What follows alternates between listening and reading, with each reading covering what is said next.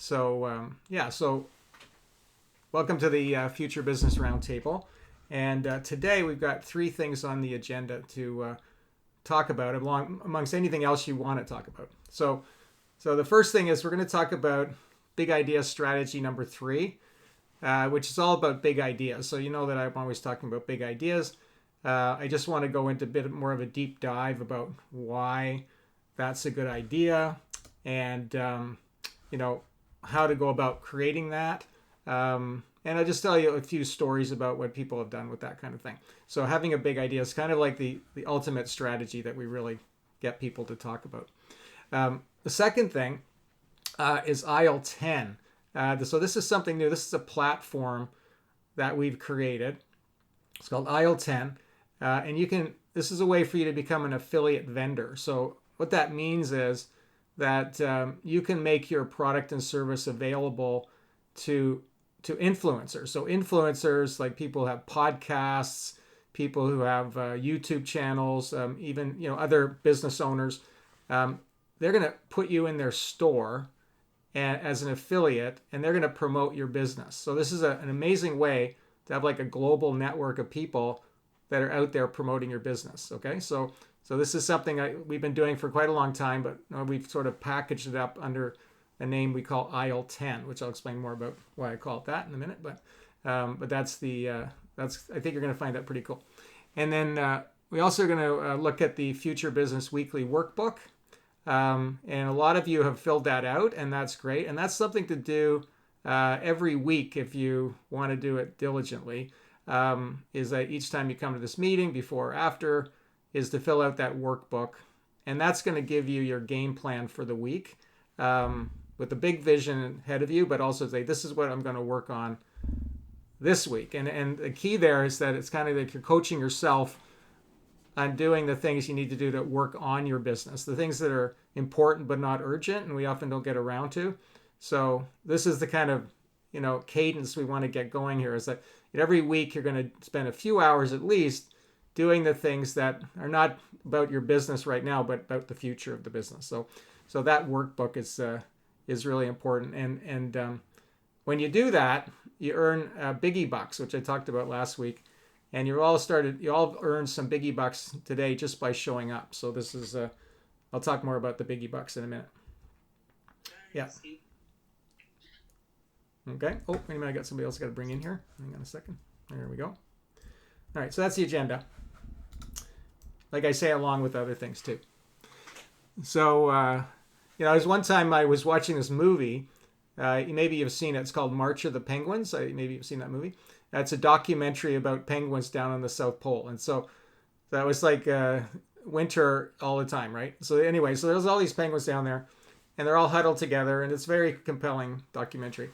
But I was looking at it and going, you know what? That is a good metaphor for what's going on with the folks that I'm trying to help, which is that all those penguins look exactly the same. And in the documentary, they said that the penguins can't even tell each other apart. So I always thought, well, at least they'll be able to know, But no, they actually get confused. They look around, they go, look at all these penguins, and they can't tell them apart.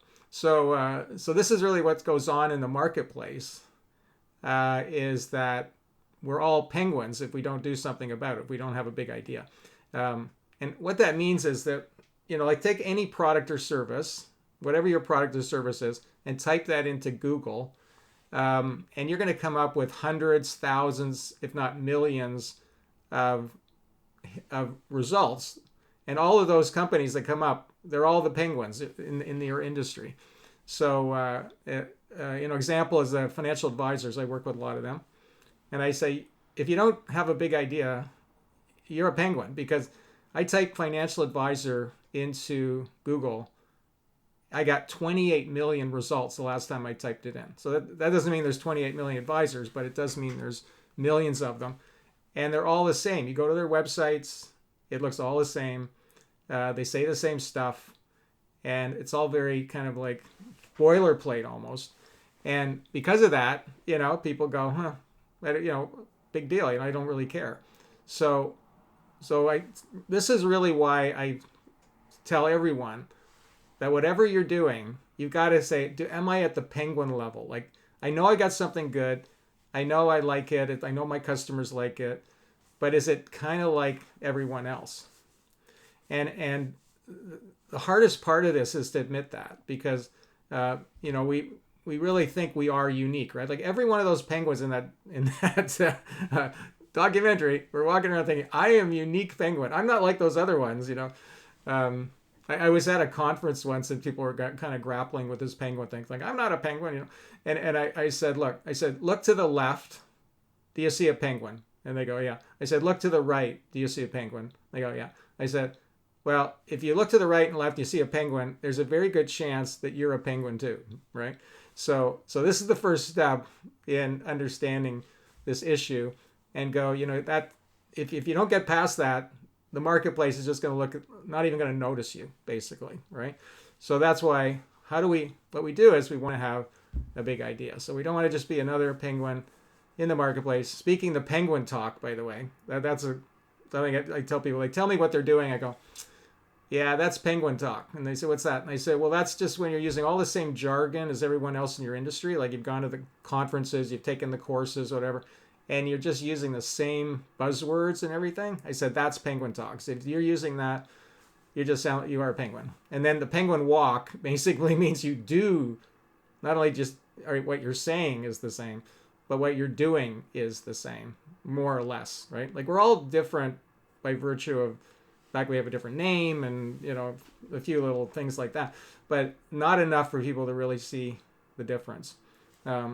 Another way of looking at it is, like, if you're in a room and it's, use Fahrenheit, it's 72 degrees Fahrenheit and someone raises the temperature to 73, you can't really tell typically, right? But if somebody raised the temperature to 85 Fahrenheit, you go, oh, it's getting really hot in here, right?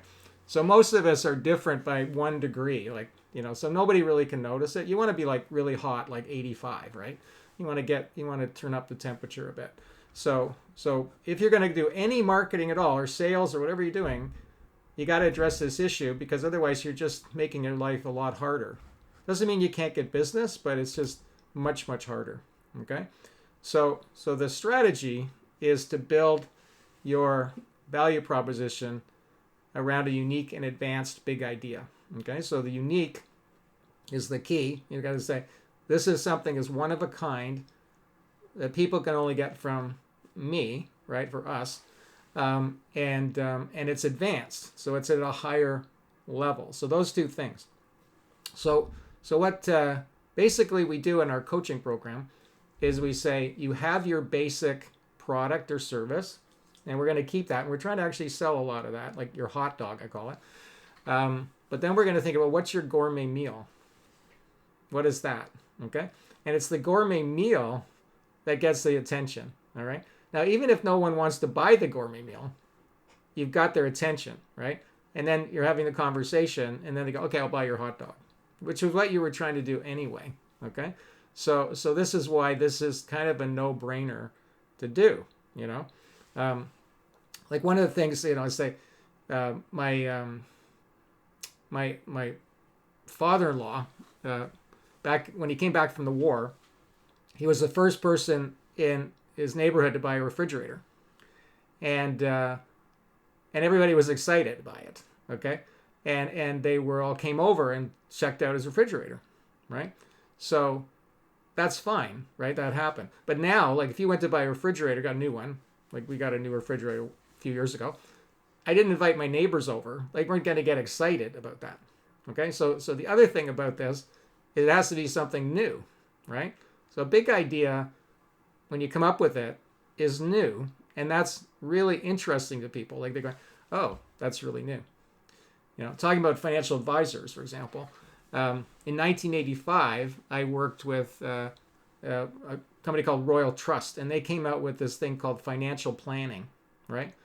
Which in 1985 was a new thing. It was advanced and it was unique, and they were the first ones to have it. So they got a lot of publicity, and it was a cool thing. Now I have people coming to me 2024 saying, I'm a financial advisor, I got this new thing. It's called financial planning. I'm doing financial planning. They said, well, that might be new to you, But that's not new for the marketplace. The marketplace is like ho hum. Who cares, right? It's just like the refrigerator.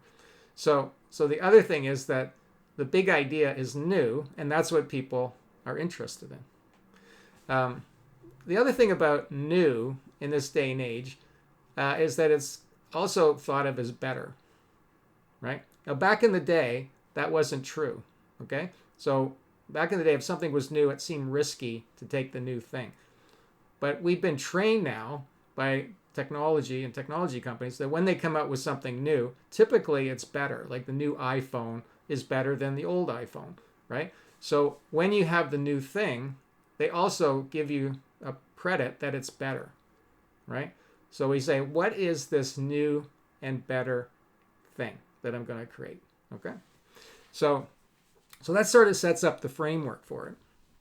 Now the trick is to go, well, what? How do I make my big idea? Where is that coming from? Okay, where do I get that from? Now there's a nice analogy that I use that helps you think this through. Okay, so imagine it's over 100 years ago, and you go to the captain of Titanic because you're selling lifeboats. So you're selling lifeboats, and you go to the captain of Titanic, and you say, "Hey, you need some lifeboats," you know. And what's the reaction from the captain of Titanic? What's he say? For the lifeboats. Well, yeah, so we have enough lifeboats, but basically he said, I have an unsinkable ship. Okay, so he says, I have an unsinkable ship. All right, so you can't sell them the lifeboats. All right, but your lifeboat is really important, and you know what happened to the captain of Titanic and the whole situation, right? So they hit the iceberg and it sank, right? So what you want to do is start thinking about, well, if I had a special thing, what would happen to the customer if they didn't take that special thing? What would happen to them? And that's when your mind starts zeroing in on, well, what is the special? I mean, what would happen to them? So, well, they'd lose a lot of money, and they'd lose their health. They would be stressed. They might die, frankly. Their family might be harmed. They won't have any fun. They're all the possible things that could happen to them. So you kind of start there. You start thinking about, well, what could happen to them? Because what I've learned is we all have these big ideas in our head, but they're just kind of so buried that we don't even know we have them. So we start thinking about, well, what would happen to these people if they didn't take my special thing? So then what happens is you go, well, why would that happen? Like, what's the thing that they're doing wrong that would cause all that to happen? So here we have the captain of Titanic. What he was doing wrong? Well, it was a mental thing in his case. Like he had a mental issue, which is that he thought he had an unsinkable ship, right? It was a delusion, that he thought that it was okay. What do I need help for, right? That was his problem. So it was the unsinkable ship problem, right? Now, there can be a million of these, right? But what you're trying to do is put your finger on the problem. Like, what is the problem that would cause all these things to happen? And this is a little challenging. So you really got to put your thinking cap on. But you start thinking about, well, I've worked with so many of these people that there's something that they're doing wrong. It's either something they're doing wrong or they're not doing, okay? That's going to cause these bad things to happen, all right? So, so we all familiar with, cigarettes, right? It cause cancer now. We all know that. Didn't know that in the past, right? My parents didn't know that when they were younger. They quit when it became apparent that it caused cancer. So somebody had said, there's a problem here, and it's smoking. I put my finger on it, and the danger is that it'll cause cancer, right? So this is actually what you're trying to figure out. If you can figure that out, you got the whole marketplace to yourself. You created a new problem for people to work on. So that's an interesting concept. There's a new problem to work on that you're going to give them. So one time I'm going down the highway and I see this sign. It says, do you have toenail fungus? and I'm going, okay, I can't check right now because I'm driving, but when I get home, I'm going to check because I'd never heard this before. Like, what is this with the toenails and the fungus? Like, what's going on? So anyway, so I get home and I'm kind of looking at my toes. I'm going, oh, they seem to look pretty good to me, but I never know, So maybe I should get this stuff and put them on my toes to make sure I don't get toenail fungus. I've got something I'm worried about now that I wasn't worried about before. So they basically did this. They took a problem, they gave it a name. I don't know if they came up with a name, but they were promoting it, and they said you might have this problem, and we've got the solution to it. So this is where you could start with your big idea and say, what is the big problem that people have that no one's helping them with? What's the root cause? That's kind of what we're trying to get to. So in my case, the root cause of the problem, the penguin problem, is that, one, if we just have this thing that's the same as everyone else that we're selling, then we're like everyone else. And then we won't get enough customers and we won't make enough money and our business won't grow. So the penguin problem is one of the problems that I put my finger on, right? Now, there's it's sort of like a number of them. There's a little group of them that I have, right? So the one is new factory thinking, the even deeper problem, which is they're thinking. It's like the Captain of the Titanic. They're thinking, the thinking's not right that people have because that's not much not right. It's just not helpful. So we have a certain way of thinking about business that's industrial age thinking, very product first oriented, sort of like an assembly line business. I started to notice that's a problem. So I gave a name to it called old factory thinking. And I talk about that problem. And people go, oh, maybe I have that. Okay, so now once we have the problem, the solution is actually usually pretty obvious, actually. Because really the solution is just ideas to work on that problem, right? So this is where I guide people through that and start saying, okay, once I have the problem and I have it named, what should they do? Right? So in the case of the Captain of the Titanic, it was like, you need to have more lifeboats. That's all there is to it. But we could go bigger than that. We could say, you need to look at this ship like you need to be safer with the ship. Like you got to really be looking out for icebergs, right? Because it isn't just about them, actually, really at the end, about the lifeboats. We don't want to have to use the lifeboat, right? We want to get beyond that. So we want to be more proactive. Now there's 3 areas that the solution can come in, and you can actually use all 3, okay?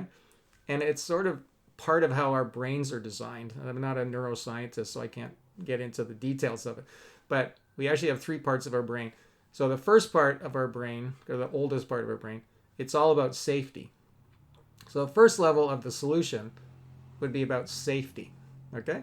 So safety is really great. Say, I have this thing, it'll make you safe, okay? Whatever that first offer is in the solution. The second solution gets to the second part of our brain, which is going out and getting things and getting stuff and achieving things and getting rewards, okay? So therefore, we want to have something in the next level of our offer and our solution that's about reward, okay? We go after that. Because once we're safe, then once we feel safe enough, we're ready to go out and get some rewards now, okay? And then in economics, they call those animal spirits. Animal spirits. You might want to look that up. It's going to be very interesting economic theory. And then the third level is connection. Feeling connected, okay? So we have safety, reward, connection. So I have a lot of clients I've worked with where we have 3 levels of their program. The first level is about safety. The next one is about building things and getting reward. And then the third level is connection. And that's kind of how I've designed my business, actually. As you might pick up from the rest of the stuff I'm going to talk about today.